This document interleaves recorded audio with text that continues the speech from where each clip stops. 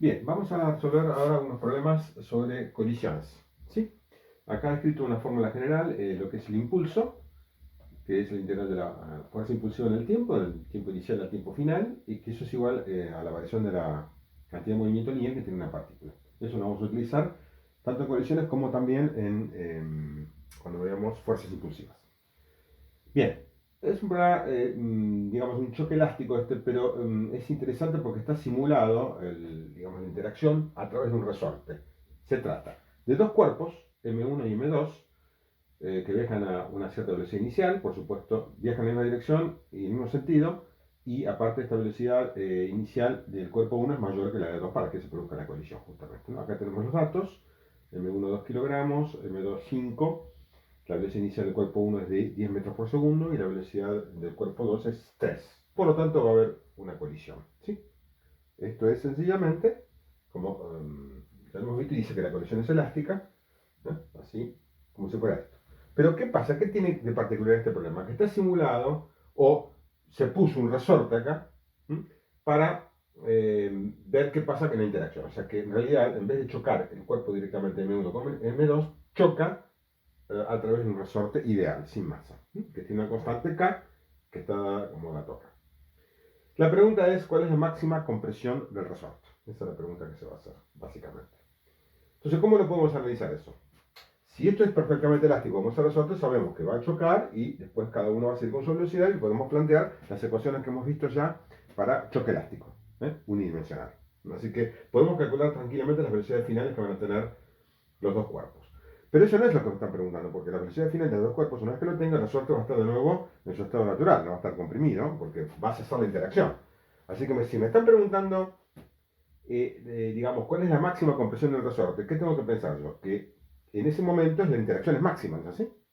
¿Se acuerdan que la fuerza de interacción va variando, ¿no? Ya lo hemos visto, la fuerza impulsiva de choque varía desde 0 hasta 0 de nuevo y pasa por un máximo. Entonces, ¿cuándo es la compresión máxima del resorte? Cuando la interacción es máxima. ¿Qué va a pasar en ese momento? Ahí tengo que poner a pensar. Es la clave del problema. Si yo no pienso exactamente qué pasa en ese momento, el problema no lo puedo resolver. Es muy sencillo resolverlo, pero hay que tener la clave, que siempre es lo que pasa en los problemas de física. Encontrar la clave del problema. ¿Cuál es la clave del problema? ¿Cuándo el resorte va a estar totalmente comprimido? Fíjense ustedes, si imaginamos un resorte y un cuerpo se va acercando a otro, el resorte se va comprimiendo. ¿Cuándo? Cuando las velocidades son distintas. ¿Sí?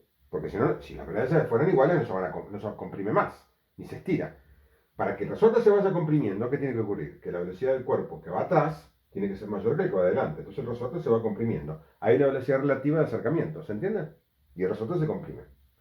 Después de la interacción, después del máximo de interacción, el resorte empieza a estirarse y hay una velocidad relativa de alejamiento. ¿Ven ustedes? Entonces el resorte se estira.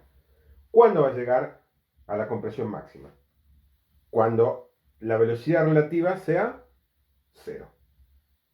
Exactamente. Entonces, en ese punto, se imagina usted, se va acercando, se comprime y cuando la velocidad relativa es cero, llega a la máxima compresión y luego empiezan a separarse de nuevo. Así que la clave del problema, ¿cuál es? Justamente interpretar que en el momento de la máxima compresión del resorte, la velocidad relativa entre ambos cuerpos es cero, por lo tanto se mueven en ese instante a una misma velocidad que llamé velocidad final acá. Esto simula entonces la interacción máxima del resorte totalmente comprimido y que los dos cuerpos se mueven a la misma velocidad. ¿Se entiende? Es como si fuera un choque plástico en ese instante. ¿Sí? A la misma velocidad se mueven.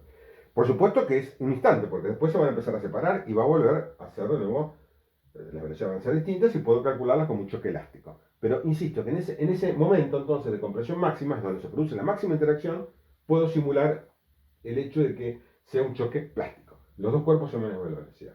Fíjense ustedes, digamos, no digo la trampa, pero sí la clave del problema. Si uno no se da cuenta de esto, es imposible resolverlo. ¿Sí? Una vez que me di cuenta de esto, la resolución es extremadamente sencilla. Entonces digo, bueno, cuando el resorte está totalmente comprimido, las velocidades son iguales, o no hay velocidad relativa entre uno y otro. Entonces calculamos simplemente planteando la conservación de la cantidad de movimiento lineal, masa 1 V1 inicial más masa 2 V2 inicial igual a masa 1 más masa 2 por V final. ¿Ven? Esto es simulando como si fuera en ese instante un choque plástico. Una sola velocidad. En ese instante, insisto. Bueno, hacemos la cuenta, tenemos todos los datos, como ustedes ven, las masas y las velocidades iniciales. Y llegamos a la conclusión que la velocidad final es 5 metros por segundo. Esa es la velocidad cuando el resorte está a máxima compresión. ¿Qué digo entonces? Voy a ver qué pérdida de energía cinética tengo. ¿Por qué? Porque el resorte que almacenó. El resorte almacenó energía potencial al comprimirse. ¿Y qué digo yo entonces? Planteo acá la conservación de la energía. Como es un choque elástico siempre, actúan fuerzas conservativas, entonces no hay rozamiento, no hay pérdida por calor, etcétera, etcétera. Entonces, toda la pérdida de energía cinética que tiene el sistema, ¿a qué equivale?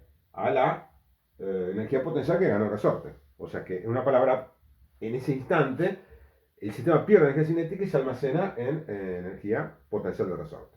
Luego, una vez que el resorte se vuelve a estirar, esa energía potencial se devuelve y vuelve a tener energía cinética, que es la misma que tiene al principio. Recuerden que es un choque elástico esto, ¿no?